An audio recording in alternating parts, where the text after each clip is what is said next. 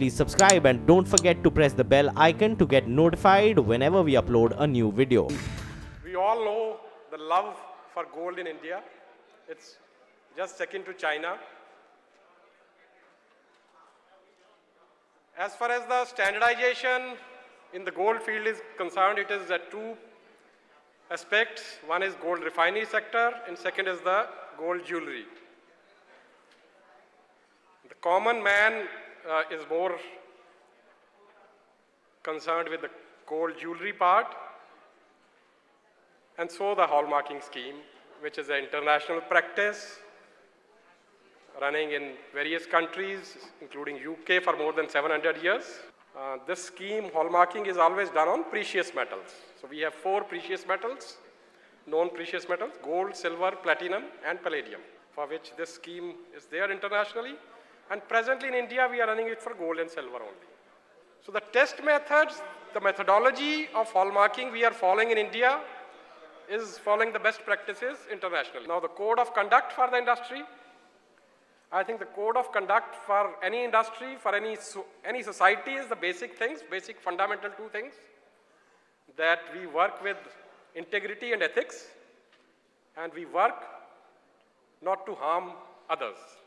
If any society works on these 2 principles, I think everything falls in line.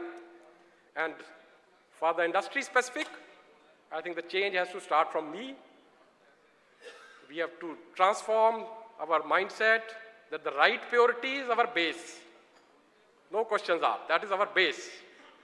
And then focus to value addition through design, creativity. See the garment industry. What is the value of design, creativity there? But I don't think the jewelry industry has been able to adopt that.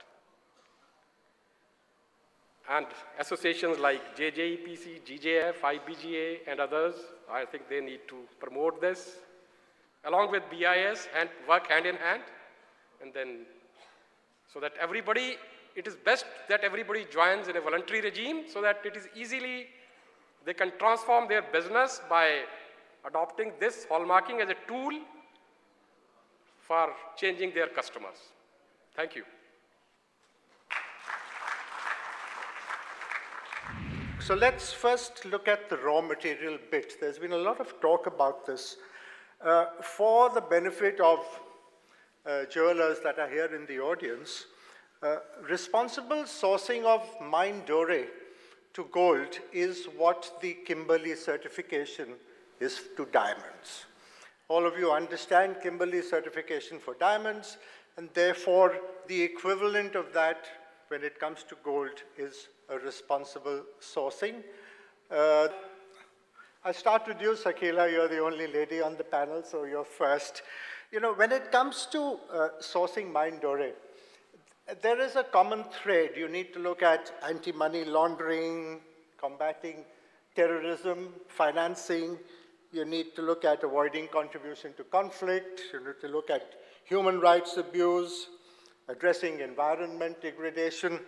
So from an LBMA perspective, how significant is this into your good delivery system?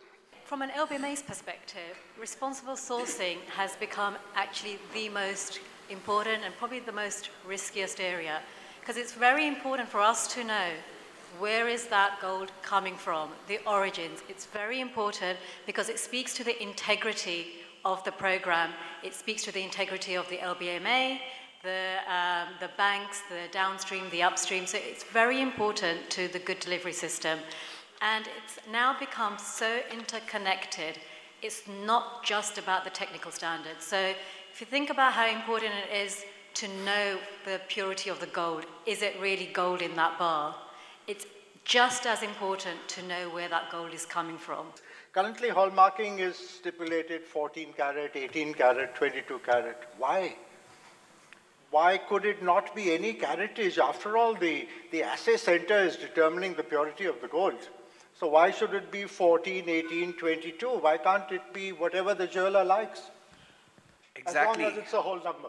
Exactly. That's what is the demand of the industry. Earlier, it was not restricted to 14, 18, and 22. And most of the places in India, there are jewelry which is sold, like in Maharashtra it is sold in 23 carat, Uttar Pradesh it is sold in 20 carat, and internationally there is jewelry which is in 9 carat also. So the basic purpose of the hallmarking centers is to assess the purity of the jewelry, and they have to mark that. And what we should insist upon is the marked jewelry should be sold. Okay. So you believe I think this 14, 18, it should be 22 for any mark. needs to be scrapped. Yeah. Surendra Bhai, what is your view on this? About caratage, Avinash has already mentioned. I would also like to add one more thing about the hallmarking. The jewelers should ask for in-house certification. See, logistically, it is a big issue. Why should Emerald, who has a factory in 20 carat, 20 acres, need to move his material from a 20-acre factory to a 2,000 square feet hallmark office? So it's a logistic issue. There are security concerns. So the in-house certification of hallmarking must be permitted. That is another issue I think we jewelers need to take. Thank you very much. It's been very interesting. Thank you.